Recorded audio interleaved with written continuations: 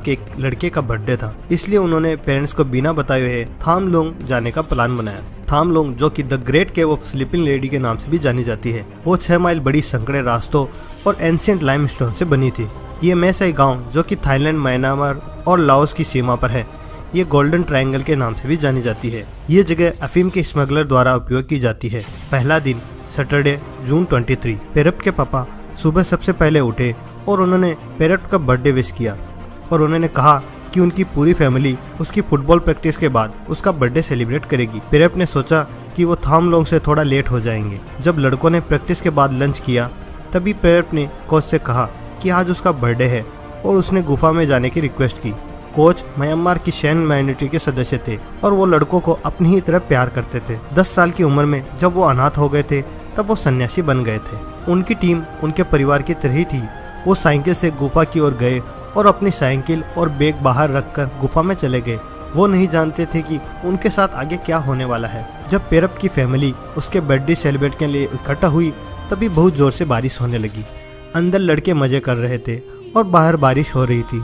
जैसे ही गुफा में पानी बढ़ने लगा, वो लोग सुरक्षा के लिए ऊंची चट्टान पर चले गए, जो कि पटाया बीच के नाम से भी जानी जाती है। वो लोग गुफा के 4 माइल अंदर थे। पेरप्ट की फैमिली बर्थडे बॉय का इंतजार कर रही थी।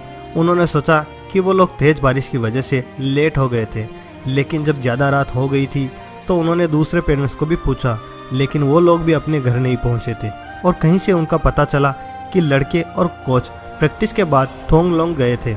जब पेरेंट्स वहां पहुंचे तो उन्होंने देखा कि सभी 13 साइकिल एंट्रेंस पर थी। अंदर सभी लोग पानी का कम होने का इंतजार कर रहे थे। सभी ये सोच रहे थे कि जब उनके पेरेंट्स को पता चलेगा तो वो उन्हें जरूर डांटेंगे।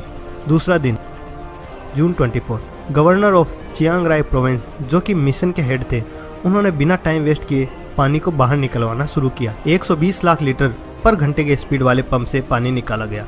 सुबह थाई नेवी के सील और 6 डाइवर्स लड़कों को ढूंढने के लिए लग गए। अंदर लड़कों के पास पानी खत्म हो गया था, तो कोच एक ने उन्हें गंदा पानी ना पीकर छत से टपकने वाला शुद्ध पानी पीने को कहा। लड़के भूखे थे, तभी कोच ने उन्हें अपने साथ लाया हुआ खाना दे दिया और सन्यासी होने के कारण उन्होंने व्रत रखा। कोच ने उन्हें कुछ ब्रीथिंग एक्सरसाइज भी बताई, जिससे वो अपनी एनर्जी बचा सके। तीसरा दिन मंडे जून 25। बच्चों का गुफा में गुम हो जाने की खबर पूरी दुनिया में आग की तरह फैल गई थी और 1500 जर्नलिस्ट वहां पे पहुंच गए थे। यूएस एयरफोर्स से भी कई सर्वाइवल स्पेशलिस्ट वहां पहुंच गए थे। यहाँ तक कि फ्रेंच, ब्रिटिश और ऑस्ट्रेलियन डाइवर्स भी वहां पहुंच गए थे। रोज शाम को बुद्धिस्ट सन्यासी वहां पर पेरेंट्स के साथ प्रेयर करने आ जाते थे, जो कि बच्चों के आने से पहले वहां से जाने वाले नहीं थे। वहीं के मसाज स्कूल के स्टूडेंट्स को थके हुए पेरेंट्स और मिलिट्री के लिए फ्री मसाज के लिए भेजा गया था। जल्दी ही वहां पर बहुत सारे टेंट लगा दिए गए थे, जिसमें नूडल्स, एनर्जी ड्रिंक और बहुत से फूड मटेरियल फ्री में बांटे जा रहे थे। अंदर लड़के भूख और अजीब से वातावरण से लड़ रहे थे। कोच लड़कों का हौसला बढ़ा रहे थे। कोच ने उन्हें मेडिटेशन और प्रार्थना करने की सलाह दी। चौथा दिन ट्यूसडे जून 26। इलेक्ट्रिकल रेसिस्टिविटी टेक्निक्स की हेल्प से जियोलॉजिस्ट और मैपिंग एक्सपर्ट ने रास्ता ढूंढने की कोशिश की। जब गुफा में पानी जाना बंद नहीं हुआ, तो उन्होंने पानी की दिशा को बदलने के लिए पास के चावल के खेतों में डैम बना दिए और वहाँ के किसान इसके लिए राजी भी हो गए थे। उन्हें लड़कों को ढूंढने में बहुत परेशानी आई, जब तक रेस्क्यू टीम को 1987 में फ्रेंच डाइवर्स द्वारा बनाया गया गुफा का नक्शा नहीं भेजा गया। वाटर लेवल कम होने लगा था और डाइवर्स को बिना किसी कठिनाई के रास्ता मिलने लग गया था। फिर उन्हें लड़कों के पैरों के निशान भी मिले, जो कि उन्होंने सोचा था उससे कई ज्यादा अंदर थे। वो लोग जंक्शन पर पहुंच गए थे, जिससे उन्हें 2 रास्ते थे और उन्होंने ऊपर की ओर जाने का फैसला लिया। अंदर कोच एक लड़कों को एनर्जी कंजर्व करने की और भूखे रहने की ट्रेनिंग दे रहे थे। बाहर टीम अंदर जाने का दूसरा रास्ता ढूंढ रही थी, लेकिन उन्हें कोई रास्ता नहीं मिला। 10वां दिन मंडे जुलाई 2।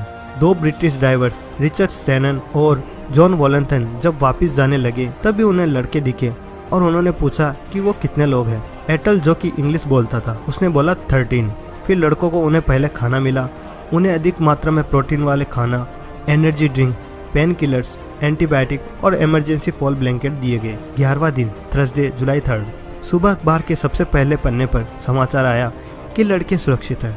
लड़कों ने अपने पेरेंट्स के लिए चिट्ठी लिखी और कोच एक ने भी अपनी गलती मानते हुए लड़कों के पेरेंट्स को भी चिट्ठी लिखी। 12वां दिन वेडनेसडे जुलाई 4। थाई नेवी डाइवर्स की टीम लड़कों के पास पहुंची। डॉक्टर पैक लोहारसन, जो कि एक डॉक्टर डाइवर थी, उन्हें लड़कों का ट्रीटमेंट करते हुए वीडियो भेजी।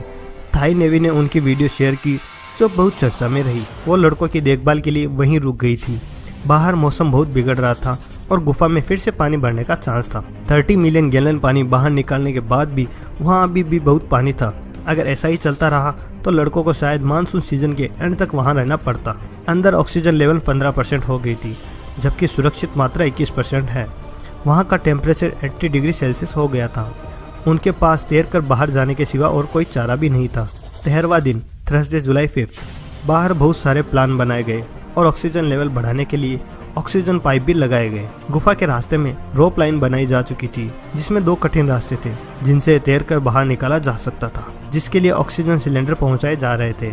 अंदर कोच एक लड़कों का हौसला बढ़ा रहे थे।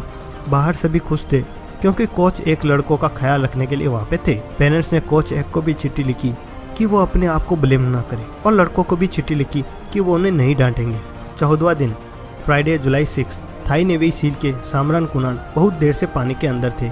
वो ऑक्सीजन सिलेंडर रखने के लिए सही जगह ढूंढ रहे थे, लेकिन सारे रास्तों में उन्हें बहुत दिक्कत हो रही थी।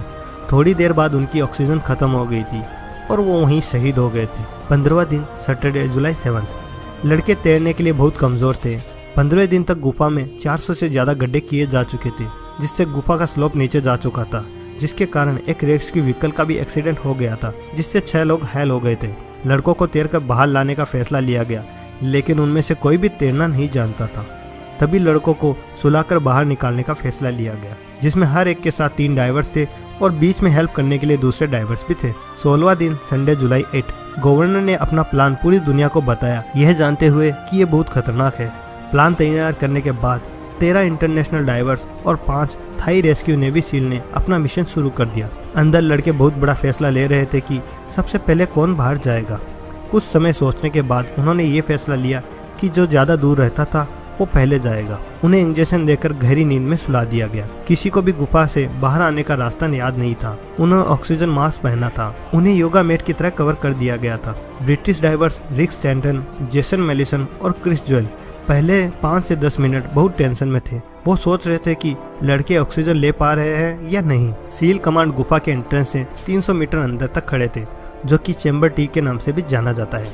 वहाँ पर पहले 4 लड़कों को लाया गया, जिसमें 4 घंटे का समय लगा। लड़के बाहर आ चुके थे। सभी लोग बहुत खुश थे। लड़कों को चियांग राय हॉस्पिटल में रखा गया था। उन्हें उनके पेरेंट्स से नहीं मिलना दिया गया, क्योंकि वो लोग बहुत कमज़ोर हो गए थे और उन्हें इन्फेक्शन होने का भी खतरा था। हॉस्पिटल में उन्हें बहुत ही सेफ जगह रखा गया था, जिससे उन्हें कोई बीमारी ना हो। लगातार पानी और कम टेम्परेचर रहने की वजह से उन्हें हाइपोथर्मिया का खतरा था। 17वां दिन मंडे जुलाई 9।